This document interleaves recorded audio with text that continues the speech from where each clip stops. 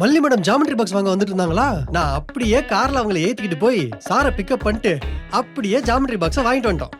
இதுதான் நடந்த சம்பவத்தின் சுருக்கம். இப்போ உங்களுக்கு புரிஞ்சிருக்குமே.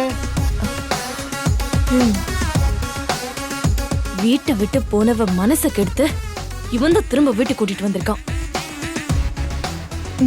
சரி வா டாடா கிட்ட போலாம்.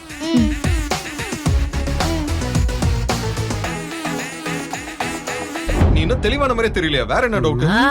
அதெல்லாம் ஒண்ணும் இல்ல மாமா, அதெல்லாம் ஒண்ணும் இல்ல. ஹாய் டாடா. ஹே வெண்பா குட்டி, நீ கேட்டது இந்த பாக்ஸ் தானே? ஆமா டாடா, இதேதான். தேங்க்ஸ் டாடா. நெஞ்சிதா சித்தி. சொல்லு வெண்பா குட்டி.